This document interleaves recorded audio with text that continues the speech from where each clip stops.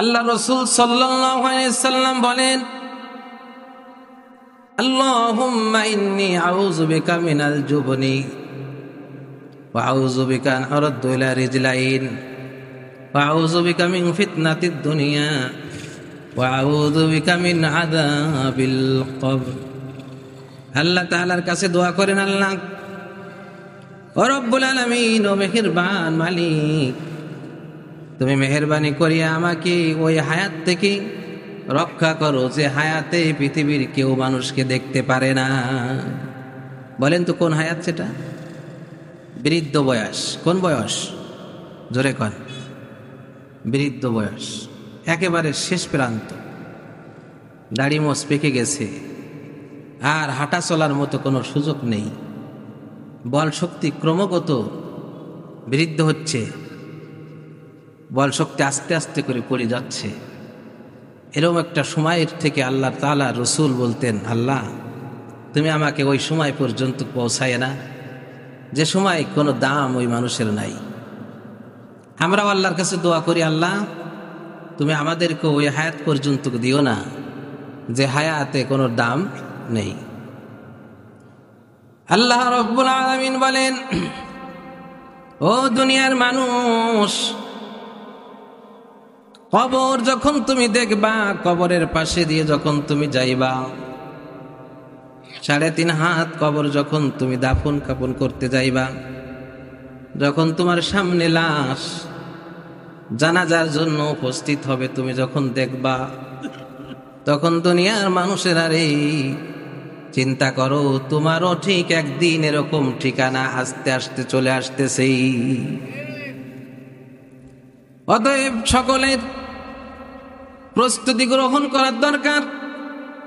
প্রত্যেকটা মানুষের ওই কবরের জন্য প্রস্তুতি থাকার দরকার যে আমি আয়ামে বারজাখের কবরের জগতে যখন চলে যাব। আল্লাহ রসুল বলেন, দুনিয়ার মানুষ যখন একটা মানুষ বৃদ্ধা হয়ে যায়, বৃদ্ধা যখন হয়ে যায়, মুরব্বী যখন হয়ে যায়, পৌঁছে যায়, তখন হাজারতম যদি সে দামি লোক থাকে, আর হাজারতম যদি তার মান সম্মান ইজ্জত বিশাল আকারে থাকে, এরপরেও তার কোনো মানুষের কাছে কোনো দাম নাই। এমন একটা বয়স তোমরা পরিকল্পনা করো না, কামনা করো না। ওই বয়স থেকে পার পাওয়ার জন্য মহান মালিকের দরবারে তোমরা দোয়া করো, আল্লাহ ওই বয়সে নিও না যে বয়সে আমার স্ত্রীও দেখতে পারে না, যে বয়সে আমার ছেলেও দেখতে পারে না, মেয়েও দেখতে পারে না, গ্রামবাসীও দেখতে পারে না, মান সম্মান ইজ্জতও থাকে না। এমন একটি বয়সে তোমাকে পদার্পণ করো না যে বয়স পর্যন্ত থাকলে মানুষ শুধু বলে বুড়া মরলে বাঁচি। আর যদি কপাল খারাপ হয়, বিছনায় যদি একবার পড়ে যান, আর যদি প্রসাব পায়খানা যদি বিছনায় করতে থাকে, এর চাইতে আর দুর্ভাগ্য ওই বয়সটা নেই। যদিও ছেলে মেয়ে সন্তুষ্ট অসন্তুষ্ট অবস্থায় আপনাকে পরিষ্কার করে, কিন্তু বারবার আল্লাহর দরবারে দোয়া করে, আল্লাহ তাকে নিয়ে যাও, ঠিক কিনা? এমন একটা পরিস্থিতি আসবে। এই জন্য আল্লাহ তাআলা বলেন, দুনিয়ার মানুষ তোমাকে আমি সৃষ্টি করেছি, সবচেয়ে সুন্দর একটি যৌবন দিয়েছি, যে যৌবন বয়সটা, এই যৌবন বয়স সকলে পছন্দ করে। ওই বয়সটা আমি আল্লাহ পাক রব্বুল আলামিন তোমার জন্য বাজেট করে রাখলাম পছন্দর। চিল্লায় বলেন সুবহানাল্লাহ।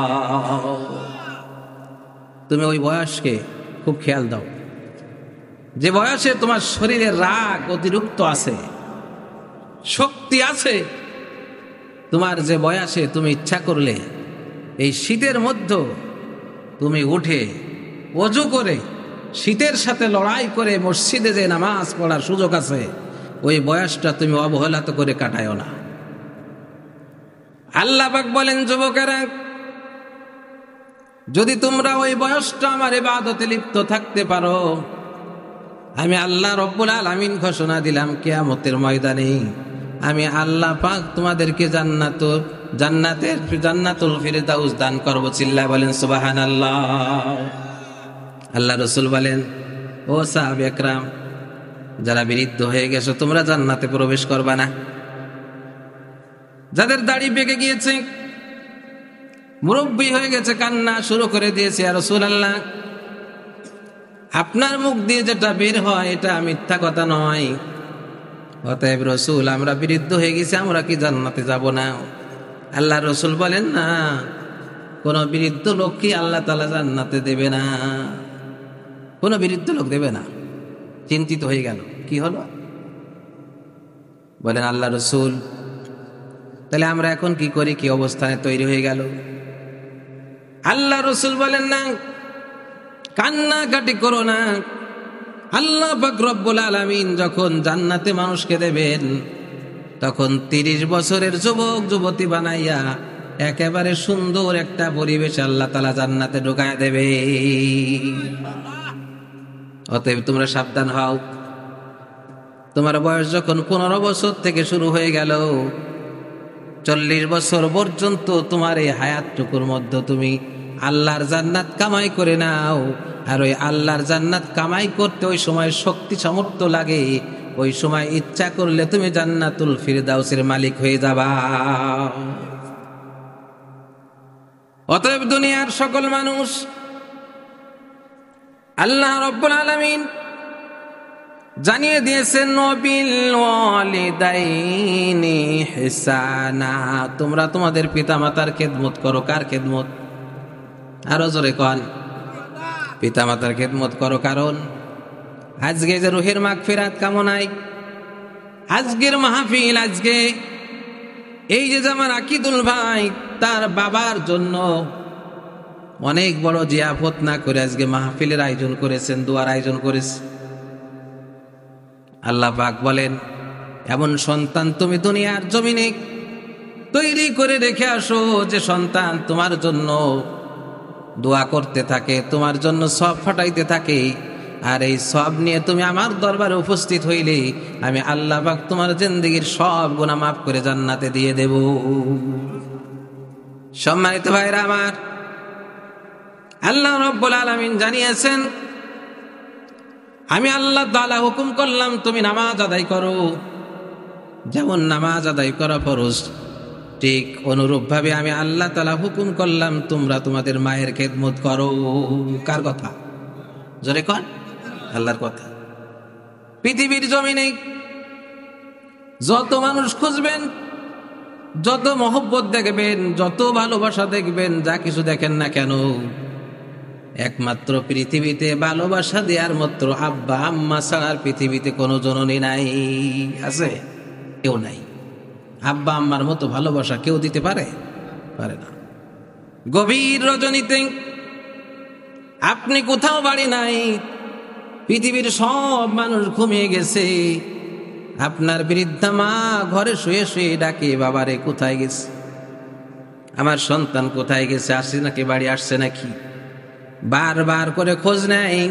ওই আব্বা যখন আপনার দুনিয়ার থেকে বিদায় নিয়ে চলে যায়, ওই মা যখন দুনিয়ার থেকে বিদায় নিয়ে চলে যায়, আপনি এলাকাবাসীর কাছে খোঁজ নিয়ে দেখেন, ছেলে মেয়ের খোঁজ নিয়ে দেখেন, আপনি রাত ভর কোথায় আছেন, হয়তো বা একবার কল করতে পারে কোথায় আসো, দ্বিতীয়বার কার খোঁজ নাই, যার যার বিছানায় সে ঘুমিয়ে যায়, ঠিক কি না? কিন্তু মা জননী এমন একজন জিনিস, সারাদিন কাতরাইতেছে, জানের যন্ত্রণায় সইতে পারে না, কষ্ট আর কষ্ট, বুকে চাপা নিয়ে সারাদিন ওষুধের অভাবে না খেয়ে, ওষুধের অভাবে চিকিৎসাধীন অবস্থায় বারান্দায় শুয়ে কাতরায়, সন্তান চোখে দেখে না। সন্তান বলে না যে আমার আব্বা আমার মা চিকিৎসার প্রদিন দরকার, আমার মার এই পরিস্থিতি, গুরুত্ব তেমন দেয় না। কিন্তু দেখেন ওই মুহূর্তের যদি তার একটা সন্তানের কোনো অসুবিধা দেখা দেয়, রাত গভীর হয়ে গেল, টাকা জোগাড় থাক আর না থাক, বিভিন্ন জায়গায় টাকার ব্যবস্থা করে ওই রাত্রেই হসপিটালে ধরাইয়া চিকিৎসার ব্যবস্থা করে, ঠিক কিনা?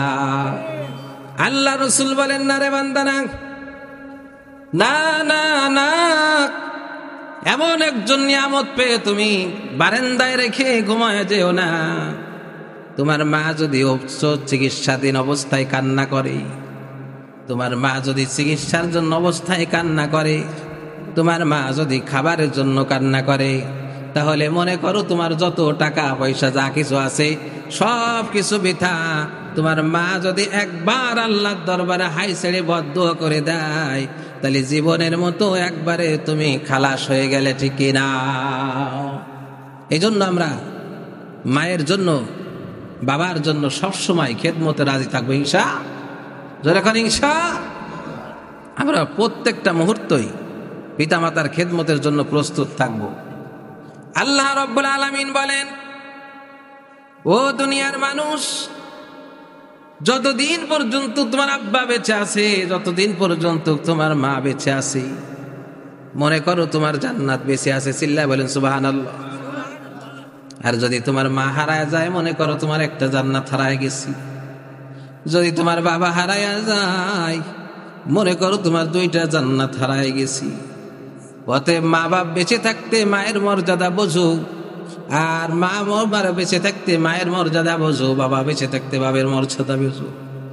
দুনিয়ার মানুষ রে, দুনিয়ার কত ভোগ বিলাস করো, যত কিছুই করো না কেন, এরকম আদর স্নেহের মতো, মায়া মমতার মতো মা বাবাকে হারাইয়া, মা বাবাকে ফেলে দিয়ে, না গরজ দিয়ে, মা বাবার খেদমত না করে, মা বাবার খোঁজ খবর না নিয়ে তুমি দুনিয়ার অট্টালিকা তৈরি করো না, কারণ ওই অট্টালিকায় শান্তি আল্লাহ পাক দেবে না। আল্লাহ রাব্বুল আলামিন বলেন, ও দুনিয়ার মানুষ, তুমি একটু তাকায় দেখো, চিন্তা ভাবনা করে গবেষণা করে দেখো, তোমার মা যতদিন বেঁচে ছিল ততদিন তোমার আদর যত্ন সব কিছু বেঁচে ছিল। কিন্তু মা যখন হারায় গেছে, তখন তোমার আদর হারায় গেছে, সব কিছু হারায় গেছে। তোমার খোঁজ খবর নেওয়ার মতো আর পৃথিবীতে কেউ নাই, যদিও আছে সব স্বার্থ অবস্থায়, ঠিক কিনা? মা এমন একটা জিনিস, বাবা এমন একটা জিনিস, যে যার বাবা বেঁচে আছে, মনে করেন তার বট গাছের মতো একটা ছায়া দেওয়ার মানুষ বেঁচে আছে, ঠিক এরা। আল্লাহ রাব্বুল আলামিন জানিয়েছেন, ওয়াবিল ওয়ালিদাইনি ইহসানা, তোমরা তোমাদের পিতামাতার খেদমত করো, তোমরা তোমাদের পিতামাতার সাথে সদ্য ব্যবহার করো, ভালো ব্যবহার করো।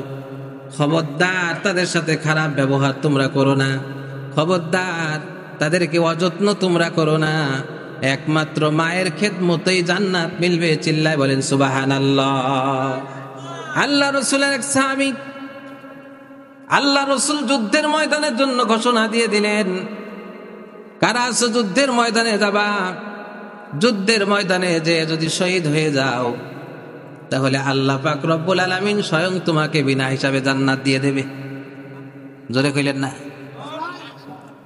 আল্লাহ রাসূল বলছেন, যদি কোনো ব্যক্তি শহীদের তামান্না তার দিলের মধ্যে না থাকে, রাসূল বলেন কিয়ামতের ময়দানে আমি রাসূল তার জন্য সুপারিশ করব না। এজন্য জিহাদের তামান্না প্রত্যেকটা মানুষের ভিতর দরকার, আছে না নাই? জোরে কোন আছে না নাই? আমাদের দেশে বিখ্যাত একজন আলেম, জনপ্রিয় আলেম, যিনি আল্লামা সাঈদী সাহেব, তিনি মাঠে ময়দানে সব সময় বলতেন, আল্লাহ তুমি আমাকে জিহাদের তামান্না দান করো, জিহাদের মৃত্যু দান করো। হাজারতম চেষ্টা করার পর আল্লাহ পাক রব্বুল আলামিন তাকে শহীদি মর্যাদা দিয়ে দুনিয়ার থেকে বিদায় দিয়েছেন, ঠিক কি না? এই জন্য আমাদের প্রত্যেকটা মানুষের জিহাদের তামান্না দরকার। জিহাদের তামান্না যদি মনের ভিতর কল্পনা না থাকে, আল্লাহ রাসূল বলছেন উনি আমার উম্মত না, কিয়ামতের ময়দানে আমার শাফাআতও পাইবে না। আল্লাহ রাসূল বলছেন, সাহাবী, আল্লাহ রাসূলের সাহাবী যে বলছেন, ইয়া রাসূলুল্লাহ, আমি কি জিহাদের ময়দানে উপস্থিত হব নাকি আমার মায়ের খেদমত করব? আল্লাহ রাসূল মুখের দিকে তাকায় বলেন, সাহাবী রে, তোমার মা কি অসুস্থ, অথবা তোমার মায়ের খেদমত তুমি ছাড়া করার কেউ নাই? বলে না। আল্লাহ নবী বলেন, সাহাবী, যুদ্ধের ময়দানে তোমার যাওয়ার দরকার নাই, মায়ের খেদমত করো, তোমার শহীদের তামান্না হয়ে যাবে। জোরে কইলেন না? মায়ের খেদমত করলে শহীদের মর্যাদা পাওয়া যায়। তাহলে এই মার, এই বাবার খেদমত দরকার আছে না নাই? আল্লাহ রাব্বুল আলামিন জানিয়েছেন, তোমার মা যখন বৃদ্ধ হয়, আর ওই মায়ের সাথে তুমি এমন সুন্দর ব্যবহার করবা যে মা যেন তোমার কথায় চুল পরিমাণ কষ্ট না পায়, তোমার মা যেন তোমার ব্যবহারে এক বিন্দু পরিমাণ যেন তার মনের ভিতর আঘাত না ঢোকে। আল্লাহ বলছেন ঝাড়ি মেরে কথা বলা যাবে না, ও শব্দ ব্যবহারও করা যাবে না, যাতে পিতামাতা তোমার জন্য সর্বসময় সর্বকালে সব সময় তোমার জন্য দোয়া করতে থাকে। যদি তোমার পিতামাতা তোমার জন্য দোয়া করে তাহলে মনে করো তুমি দুনিয়ার বালাখানাও পেয়েছো, আখিরাতেরও বালাখানা পেয়ে গিয়েছো। আপনার স্ত্রী যদি সারা রাত দোয়া করে, আল্লাহ মেহেরবানি করে আমার স্বামীকে তুমি সুস্থ করে দাও, আল্লাহ দোয়া কবুল করতেও পারে নাও পারে। কিন্তু মা জননী গভীর রজনী না, দিনের বেলা নয়, যে কোনো মুহূর্তে হাঁটা চলা করছে এমন পরিস্থিতিতে যদি মা দোয়া করে, আল্লাহ আমার সন্তানকে তুমি সুস্থতা বানায়া দাও, আমার সন্তানকে তুমি শান্তির ব্যবস্থা করে দাও। আল্লাহ পাক বলেন তোমার মা দোয়া করতে দেরি, আমি আল্লাহ পাক দোয়া কবুল করতে দেরি হয় না। চিল্লা বলেন সুবহানাল্লাহ। অতএব আমার মায়ের মর্যাদা, বাবার মর্যাদার অধিকারী আর কেউ হতে পারে না। এই জন্য যার মা গোরস্থানে শুয়ে গেছে, জীবনের মতো বিদায় নিয়ে চলে গেছে, মা বাবার ওয়াজ যখন আল্লাহ রসুল করতেছিলেন তখন সাহাবারা বলতেছিলেন, ইয়া রাসূলুল্লাহ, আমার মায়ের সাথে তো তেমন ব্যবহার ভালো হয়নি, আমার বাবার সাথে তেমন ব্যবহার ভালো হয় নাই। আজকে রসুল আপনার দরবারে এসে ইসলাম গ্রহণ করেছি, মায়ের মর্যাদা বুঝেছি, বাবার মর্যাদা বুঝেছি। রসুল আমার মা কবরে শুয়ে গেছে, আমার আব্বাও কবরে শুয়ে গেছে, কোনোদিন তাকে মাপ চাইতে পারবো না। মায়ের কাছে মা মা বলে ডাকলেও মা ডাক শুনবে না, বাবার কাছে যদি বাবা বাবা বলে বারবার চিৎকার করে একবারের জন্য আব্বা ডাক শুনবে না। অতএব রসুল গো, এখন আমাদের কি করার উপায় আছে? আল্লাহ রসুল বলেন, সাহাবেরা রে, প্রত্যেক মুহূর্ত 2 রাকাত করে নামাজ পড়বা আর কোরআন তেলাওয়াত করে তোমার আব্বা আম্মার জন্য দোয়া করে দিবা। সুবহানাল্লাহ। আমাদের অবস্থান কি? মাকে স্বপ্ন দেখেছে, মা এসে ডাকতেছে। সকালবেলা ইমাম সাহেবকে বলে, ইমাম সাহেব, আমি তো স্বপ্ন দেখলাম আমার মা ডাকে আমাকে, বারবার যেন আমাকে স্বপ্নে দেখাইতেছে, কায়া বদল হচ্ছে, আমার মার জন্য আমি কি করতে পারি? একটা মিলাদ দিয়ে দেব? বলেন, মার জন্য ওই মুহূর্তে আপনি 10 জন মানুষ খায় মিলাদ দিয়ে তেমন কোনো লাভবান হওয়া সম্ভব নাই। লাভবান হওয়া সম্ভব আছে, ওই মুহূর্তের জন্য আপনাকে একেবারে আল্লাহর দরবারে তওবা করে 2 রাকাত মায়ের জন্য বাবার জন্য নামাজে দাঁড়ায় আল্লাহর কাছে দোয়া করতে হবে। আল্লাহ, হয়তোবা কোনো পাপের কারণে আমাকে খাওয়ানোর জন্য, মানুষ করার জন্য, আমাকে সম্পদ রাখার জন্য আমার মা হয়তোবা আব্বা হয়তোবা সংসার করতে যে অনেক ভুল করে ফেলেছে। মেহেরবানি করে আল্লাহ তুমি আজকে আমার জিন্দেগীর গুনাহগুলো মাফ করে আমার তওবা কবুল করো আর আমার আব্বা আম্মাকে মাফ করে দাও। আল্লাহ পাক বলেন, ওই সন্তানের দোয়া আমি সাথে সাথে কবুল করে নিই। এই জন্য আজকে গোরস্থানবাসী অত্যন্ত খুশি, কারণ এখানে মাদ্রাসায় অল টাইম কোরআন তেলাওয়াত হয়। গোরস্থানবাসী কোরআন তেলাওয়াত শোনে, আবার এইখানে আজকের মাহফিলে কোরআন থেকে আলোচনা হচ্ছে, তারা শুনবে। আজকে যতটুকু সব তাদের কবরে যাইবে, এই সবটুকু নিয়ে আল্লাহর দরবারে তারা উপস্থিত হবে। আল্লাহ, একটু সব আমার সন্তান পাঠাইছে, আমার সন্তান গলি দেখো, একটু সব আমার জন্য পাঠাইছি। আল্লাহ রব্বুল আলামিন বলবেন, যাও, তোমাকে কিছুক্ষণের জন্য আসান দেয়া হলো। সুবহানাল্লাহ। এই জন্য আমরা পিতা মাতার জন্য সব সময় দোয়া করব। কি করব? দোয়া করব। কার পিতা মাতা এখানে ইন্তেকাল করে গোরস্থানবাসী হয়ে গেছে? কার? হাত তোলেন তো দেখি, কার কার? আল্লাহু আকবার। নামানা এই যে মা হারা, বাবা হারা এতিম, আপনারা দেখেন তো, খেয়াল করে একবার একটু ভেবে দেখেন যে আপনার মার মতো, বাবার মতো আদর স্নেহ দেওয়ার মতো পৃথিবীতে আর কোন মানুষ পাইছে? জোরে কোন পাইছে? স্ত্রী হাজারদম যদি বলে তোমাকে আমি ভালোবাসি, তোমায় আমার জীবনের চাইতে বেশি ভালোবাসি। মনে করবেন কথাটা ঠিক হইলেও এটা কথা 100% সঠিক নয়, কিন্তু মা জননী এমন একজন ব্যক্তি যিনি মুখ দিয়ে যখন বলে বাবা রে তোরে আমি জানের চাইতে ভালোবাসি, এটা অরিজিনাল, বাস্তব, 100% শিওর।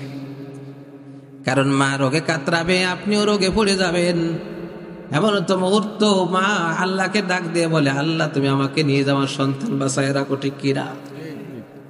বাবা বলে আল্লাহ রে আমাকে যত পারো কষ্ট দাও, কিন্তু আমার সামনে আমার সন্তান কষ্ট পায় এটা আমি চাই না। মেহেরবানি করে আল্লাহ আমার সন্তানকে তুমি সুস্থতা দান করে দাও।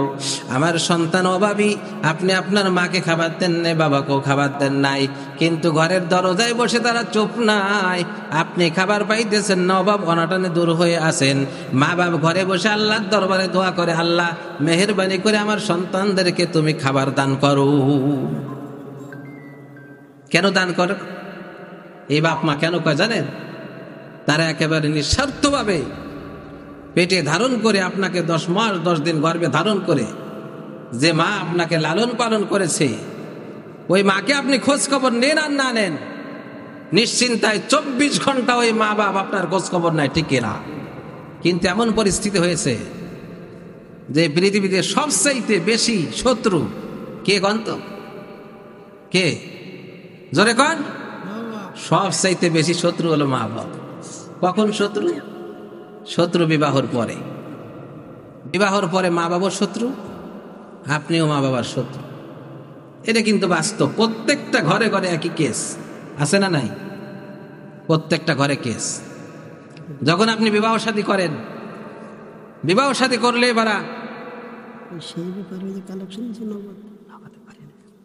বিবাহ শাদী করলে দেখবেন মা বাবার চেহারা একটু পাল্টে গিয়েছে, আছে না নাই? মা বাবার চেহারা একটু পাল্টে যায়, বাস্তবমুখী। এটা বাস্তবমুখী, অনবাস্তবমুখী নয়। কেননা যখন আপনি বিবাহের সিঁড়িতে পাড়া দেন তখন আপনার পরীক্ষার কোনো শেষ নাই, আছে? পরীক্ষার শেষ নাই। কারণ দেখবেন যে আপনার মা, আপনি যখন বিবাহ করছেন তখন সে আপনাকে সরাসরি কিছু বলবে না, তখন সে খেয়ালে থাকবে কখন আমার খোঁজ খবর সন্তান নেয়, ঠিক কিনা? জোরে কন। মা বাবা একই অবস্থা। ভাই বোন চিন্তা করে দেখা যাক, আমার ভাই বিবাহ করছে, এখন আমার খোঁজ খবর নেই কিনা। পরীক্ষায় পড়ে গেলেন, অটোমেটিক আপনার পরীক্ষার সিঁড়িতে দাঁড়িয়ে গেলেন, পরীক্ষা দিতে হবে। পরীক্ষা দিতে যে আপনি যদি পরীক্ষায় উত্তীর্ণ হয়ে যান, আল্লাহ পাক খুশি আপনার বৈবাহিক জীবনে প্রত্যেকটা মুহূর্তে আল্লাহর রহমত নাজিল করে, চিল্লায় বলেন সুবহানাল্লাহ। আর যদি পরীক্ষা আপনি ফেল করে যান, তাহলে মনে করেন নিশ্চয়ই আপনার উপরে গজব নাজিল হবে। যদিও মনে করেন আপনার সম্পদ অনেক বেশি হচ্ছে, আসলে তা না। কারণ একমাত্র পৃথিবীতে বাবা মার খেদমত ছাড়া সম্পদ বেশি হওয়া সম্ভব নয়। বাপ মা যদি আপনার উপরে রাগ করে, মনে করবেন এটা রাগ না রহমত। বাবা মা যদি আপনার উপরে রাগ হয়, চূড়ান্ত হয়, মনে করবেন ওইটা আপনার জন্য রহমত। কারণ আপনি কাজকর্ম করেন না, আপনার মা বাবা আপনার পর রাগ চড়ে দিয়েছে। আপনি জেদ করে যখন পুরুষ মানুষ বাহির হয়ে যাবেন, দেখবেন যে আপনি প্রভাবশালী হয়ে, অর্থবিত্ত হয়ে বাড়ি ফিরছেন, চিল্লায় বলেন সুবহানাল্লাহ। এটা কিন্তু বাস্তব জিনিস। আর যদি আপনার বাপ মা সড়াও না হয়, একেবারে আদর যত্ন করে কোলের মধ্যে রাখে, তাহলে আপনি প্রতিষ্ঠিত হতে পারবেন না। এই জন্য বাপ মা রাগ করলে মনে করবেন যে এটা রহমত। এটা কি? জোরে কন, রহমত। আর স্ত্রী রাগ করলে মনে করবেন এটা গজব। স্ত্রী যদি রাগ করে, মনে করেন এটা গজব। গজব যখন আসবে তখন কি পড়তে হবে কন তো? কি পড়তে হবে? লা ইলাহা ইল্লা আনতা সুবহানাকা ইন্নী কুনতু মিনাজ জালিমিন। না, পড়তে হবে আউযু বিল্লাহি মিনাশ শাইতানির রাজিম। ওইখানে শয়তান প্রবেশ করছে, আর ওই শয়তান সর্বপ্রথম যখন আদালত বসায়, সারাদিন কাজকর্ম করে হেড শয়তান ডাক দেয়, হেড শয়তান রাত গভীর যখন 12টা বাজে তখন শয়তান ডাক দেয়, সব আসুক, আরেক পার্টি ছেড়ে দাও, এবার তোমাদের সাথে আমার মোলাকাত হবে। সবাই উপস্থিত। জিজ্ঞেস করে, তুমি কি অন্যায় করছো? বলে যে আমি একটা মার্ডার করে আসছি। তা থাকো, এখানে বসে থাকো। তারপরে জিজ্ঞেস করে, তুমি কি করছো? বলে আমি এক জায়গায় ঝগড়া বাঁধাই দিয়েছি। বলে থাকো, ওইখানে থাকো। তারপর তুমি কি করছো? বলে যে আমি ওইখানে যে মুনাফিকি করাই দিয়েছি ওর মধ্যে। বলে ওখানে থাকো। হঠাৎ এক খোড়া ওই চেয়ারে এরকম বসে আছে, একজন খোড়া বলে, উস্তাদ আমি শেষ কথা কি, আমি কিছু করতে পারি নাই, তবে স্বামী স্ত্রীর মধ্যে ঝগড়া বাঁধাই দিয়ে বিচ্ছিন্ন করে দিয়েছি। কয় তাড়াতাড়ি আসো আমার বুকের ভিতর। বুকে টান দিয়ে আলিঙ্গন করে বলে, সাব্বাস বেটা, পৃথিবীর সর্বশ্রেষ্ঠ অন্যায় কাজ তুমি করেছো। কথা বুঝতে পারছেন? জোরে কর। এই জন্য স্বামী স্ত্রী যখন ঝগড়া বেঁধে যায় তখন আপনি পড়বেন আউযুবিল্লাহি মিনাশ শাইতানির রাজিম। রাগ যদি নিয়ন্ত্রণ না হয় তাহলে সাথে সাথে আপনি বিছনায় চলে যাবেন। এটা রসুলের আদর্শ। কার আদর্শ? জোরে কর। রসুলের আদর্শ। রাগ হচ্ছে কথা শুনে যে স্ত্রীর সাথে ঝগড়া হইলে আউযুবিল্লাহ পড়বেন। আউযুবিল্লাহ পড়া বাধ্য, উপায় নাই। স্ত্রী নারী জাত হলো তেড়া, বাঁকা হাত দিয়ে তৈরি। ওই নারী জাত যদি বাঁকা হয় আপনি সোজা করতে পারবেন না। জোর করে পারবেন? জোর করে সম্ভব নয়। ভালোবাসা দিয়ে সম্ভব, কিন্তু জোর করে সম্ভব না। এই জন্য আল্লাহ তাআলা বলছেন, দুনিয়ার মানুষেরা, দুনিয়ার জমিন থেকে যখন তুমি বিদায় নিবা তখন সাবধান, অন্য কাজ করো আর না করো, 3টা কাজ করবা। কয়টা কাজ? একটু জোরে কান তো, আর একটু জোরে কান। 3টা কাজ করবা। যদি 3টা কাজ করতে পারো আর কবরে যদি শুয়ে যাও তাহলে ফ্ল্যাক্সির মতো তোমার কবরে সব ঢুকতে থাকবে। সুবহানাল্লাহ। একবারে বোনাস, সব সময় ঢুকবে। 3টা কাজ করতে হবে। কয়টা কাজ? 3টা কাজ। 1 নাম্বার কাজ, দুনিয়ার জমিনে এমন একটা সন্তান তৈরি করে আসতে হবে যে সন্তান, এই যে পাশে আমার হুজুর বসা আছে, কত ছাত্র সেদিন আমার গল্প করছে, সারা বাংলাদেশ আমার ছাত্র আর ছাত্র আছে। আসলে বাস্তব কথা। আল্লাহ রাসূল সাল্লাল্লাহু আলাইহি ওয়াসাল্লাম বলছেন, খায়রুকুম মান তাআল্লামাল কুরআনা ওয়া আল্লামা, যিনি কোরআন শিক্ষা করে এবং শিক্ষা দেয়, পৃথিবীর সবচাইতে এবং আখিরাত এবং জমিনে সবচাইতে শ্রেষ্ঠ মানুষ হলো ইনি। চিল্লা বলেন সুবহানাল্লাহ। সবচাইতে শ্রেষ্ঠ মানুষ যিনি কোরআন শিক্ষা করে এবং কোরআন শিক্ষা দেয়। প্রত্যেক দিন কোরআন তেলাওয়াত যিনি করেন, আর এই কোরআনের যখন ইলম তিনি দিয়ে যান তখন ওই ইলম কমার কোনো সম্ভাবনা নাই। সব সময় শুধু বাড়বে আর বাড়বে, ঠিক কিনা? একজন থেকে আরেকজন, আরেকজন থেকে আরেকজন, আরেকজন থেকে আরেকজন, আরেকজন থেকে আরেকজন, এরকম কিয়ামত পর্যন্ত যত কোরআন চলবে তত সব তিনি পাইবেন যিনি কোরআনের তালিম দিয়েছেন। সুবহানাল্লাহ। তাহলে এরকম একজন সন্তান তৈরি করো যে সন্তান সব সময় সবের কাজ করে। কিসের কাজ করে? জোরে কর। সবের কাজ করে। এখন দেখেন তো, আপনারা যারা উপস্থিত এখানে আছেন, বলেন কয়জন কোরআন পড়তে পারেন? হাত তোলেন তো, হাত উঁচু করেন। যে কয়জন কোরআন পড়তে পারেন উঁচু করেন। দেখেন শতকরা 2% তাও নাই। 2%-এর মধ্যে আবার যদি বলা হয় আপনি সূরা ফাতিহা পড়েন, তা দেখবেন দাঁত মুখ ভেঙে গেছে, প্যারালাইসিস হয়ে গেছে, কম্পন উঠে গেছে, কারণ পড়তে পারবে না। উনি আবার ইমাম সাহেবের সাথে বড় মাতুব্বরি করে, ঠিক কিনা? ঠিক জোরে কয়। ইমাম সাহেবের উনি আবার ঝাড়ি দেয়। ইমাম সাহেব মসজিদ ঝাড়ু দেওয়া হয়েছে, কত বড় বদমাইশ চিন্তা করেন। নিজে একটা সূরা ফাতিহা পড়তে পারে না, যার নেতার সামনে দাঁড়ায় নামাজ না পড়লে নামাজ হবে না, সেই ব্যক্তি ইমাম সাহেবের ঝাড়ি দিয়ে কয় যে ঘর ঝাড়ু দিয়েছে। ইমাম সাহেব কি ঘর ঝাড়ু দিয়া? জোরে কয়। ইমাম সাহেব তো নেতা, নেতৃত্ব দেবে সামনে দাঁড়ায়া। আপনি মসজিদ ঝাড়ু দেবেন, ইমাম সাহেব ঝাড়ু দেবে কেন? ইমাম সাহেব ঝাড়ু দেবে কেন? ইমাম সাহেব মসজিদের বাথরুম পরিষ্কার করা মানে ওই এলাকার প্রত্যেকটা মানুষ কবর হয়ে যাওয়া, ঠিক না? ওই প্রত্যেকটা মানুষ কবর হয়ে যাওয়া। আপনি ইমাম সাহেবরে যেয়ে ইমাম সাহেবরে দিয়ে মসজিদের বাথরুম পরিষ্কার করার সাহস পাইলেন কোথায়? আপনার নামাজ ওই মুহূর্তে বাতিল। ওই মসজিদের ওইখান থেকে আপনার তওবা করে তারপরে পুনরায় নামাজ আদায় করতে হবে, ঠিক না? কি মনে করছেন আপনি? ইমাম সাহেবের একেবারে ছোট মনে করছেন যে আমরা বেতন 4,000 টাকা দিয়ে রাখছি, ইনি টোটাল গোলাম। আল্লাহর কসম, আপনি ওই ইমাম সাহেবের যতদিন পর্যন্ত ওনার ইমামের মর্যাদায় পরিপূর্ণ না করতে পারবেন ততদিন পর্যন্ত আপনার তার পিছনে নামাজ হবে না। অতএব ইমাম সাহেবরা রাখতে হবে দামি, গোলাম না বানায়া তাকে প্রেসিডেন্ট বানায় রাখতে হবে, ঠিক কিনা? জোরে কন। এই যে দেখ এতগুলো মানুষের মধ্যে মাত্র হয়তো বা 2% লোক আছে, 1% লোক হয়তো বা শুদ্ধ করে পড়তে পারে না। আল্লাহ রসুল সাল্লাল্লাহু আলাইহি ওয়াসাল্লাম বলছেন, তুমি কোরআন শিক্ষা করো এবং অপরকে কোরআন শিক্ষা দাও। যদি তুমি কোরআন শিখতে পারো আর কোরআন শিক্ষা দিতে পারো, কবরে যাওয়ার সাথে সাথে কোরআন তোমাকে সুন্দর করে সুপারিশ করে জান্নাত পর্যন্ত পৌঁছায় দেবে। এই জন্য কোরআন পড়ার দরকার আছে না নাই? জোরে কন। আল্লাহ রসুল বলেন ওরকম নেক সন্তান তৈরি করতে হবে। যদি নেক সন্তান না তৈরি করতে পারো, যদি সুযোগ না হয়, তাহলে তুমি কাজ করবা কোনটা?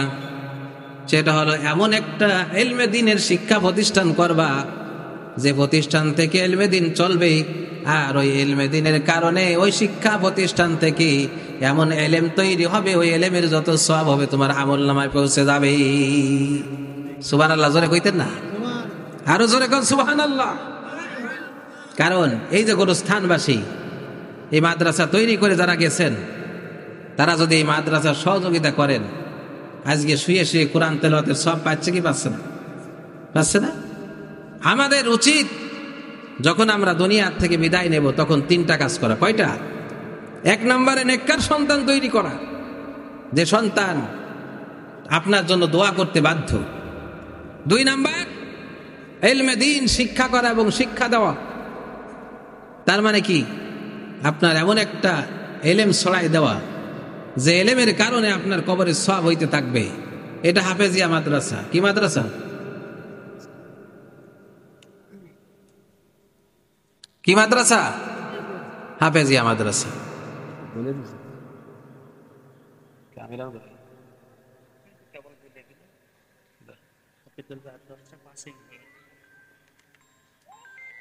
তাহলে এই যে ইলমে দ্বীন শিক্ষা প্রতিষ্ঠান হেফজখানা, একটা অক্ষর পড়লে প্রত্যেকটা অক্ষরে 10 নাকি। কয় নাকি? জানে কয় 10 নাকি। একটা পাড়ায় কত হাজার হাজার কি আছে, শব্দ আছে, অক্ষর আছে, এটা আপনি গুণে শেষ করতে পারবেন? গুণে শেষ করা অসম্ভব, কঠিন। একটা পাড়া একটা হাফেজ সাহেবের মাত্র 20 মিনিট সময় লাগে পড়তে। সুবহানাল্লাহ কন। জোরে কন সুবহানাল্লাহ। 20 মিনিট সময় লাগে। তিনি এক পারা পড়ে যত সব পাইলেন, আপনি এই মাদ্রাসায় তারে পড়ার একটা সহযোগিতা করার কারণে আপনিও একটা সব পাইলেন। সুবহানাল্লাহ। আবার এখানে আপনার দায়িত্বের জন্য আল্লাহ তাআলা বলছেন, তুমি তোমার দুনিয়ার জমিনে তোমার সন্তানগুলোকে তুমি নেককার সন্তান বানাও। এই নেককার সন্তান বানানোর জন্য প্রত্যেকটা মহল্লা নুরানি মাদ্রাসা দরকার আছে না নাই? জোরে কন। নুরানি মাদ্রাসা কেন দরকার? একটা সন্তান যখন 5 বছর থেকে একটা না 6, 7, 8 বছর বয়স হয়, 8 বছর মাত্র, 8 বছরের সন্তানের পিতা যদি মারা যায়, এই সারা বাংলাদেশে নুরানি মাদ্রাসায় খোঁজ নিয়ে দেখেন 8 বছরের সন্তান দাঁড়াইয়া তার বাবার জানাজা পড়াইতে পারে। সুবহানাল্লাহ জোরে কন না কেন? 8 বছরের সন্তান। কয় বছর? আপনার বয়স 40 বছর, আপনি কোন তো জানাজার দোয়াটা পারেন নাকি? পারবেন না। তাহলে 8 বছরের একটা সন্তান নুরানিতে পড়লে নিশ্চিত যে আপনার জানাজায় অংশগ্রহণ করতে পারবে। অতএব নুরানি মাদ্রাসা দরকার আছে না নাই? সারা বাংলাদেশে ইসলাম প্রতিষ্ঠিত হওয়ার জন্য নুরানি যথেষ্ট। ইনশাআল্লাহ। নুরানির একটা ছাত্র আপনার জানাজা শুধু পড়াইতে পারে না, মসজিদের ইমাম সাহেব নাই, উপস্থিত কেউ নামাজ পড়ানোর লোক নাই, দেখবেন একটা ছেলের 8 বছর বয়স দাঁড় করে দেবেন, বলেন বাবা নামাজ পড়াও, নামাজ পড়াবে। সুবহানাল্লাহ জোরে কয়। 8 বছরের একটা সন্তান সামনে দাঁড়ায় ইমামতি করতে পারবে? সন্তানরে ডাক দিবে, সন্তান তুমি কি খুতবা দিতে পারবা? বলে হ, আমি খুতবা দিতে পারবো। একটানা দাঁড়াইয়া 20 মিনিটের মধ্যে 50টা হাদিস মুখস্থা বলে দিতে পারবে। জোরে কর না কে সুবহানাল্লাহ। কয় বছরের সন্তানে? 8 বছরের সন্তানে 50টা হাদিস মুখস্থা খুতবায় দাঁড়ায় বলে দিতে পারবে। এরকম প্রতিষ্ঠান দরকার আছে না নাই? আপনাদের এইখানে চালু হয়েছে, সবাই জানেন তো? তাহলে সবাই যখন জানেন, নাতি ছেলে, নিজের ছেলে, তারপরে আরেক এলাকায় যদি মেয়ের ছেলে সন্তান যদি তাদের এলাকায় নুরানি গার্ডেন না থাকে, তাহলে আপনার বাড়িতে এনে আপনার ওইখানে শিক্ষা দেওয়া দরকার আছে। কি জন্য দরকার আছে?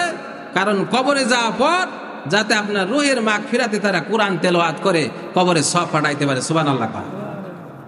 এই যে সামনে গরমের দিন আসছে, এই গরমের দিন ছোট ছোট বাচ্চাগুলো গরম সহ্য করতে কম পারবে না?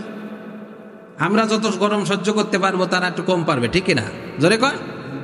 এইখানে ভর্তি হয়েছে কয়জন? 31 জন। 34 জন এসে আছে, লাইনে আছে।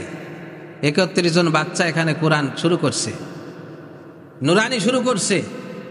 এই নুরানি প্রত্যেক দিন বলে আলিফেতে আল্লাহ আল্লাহ আল্লাহ জিকির করো, দিলে দিলে ফিকির করো।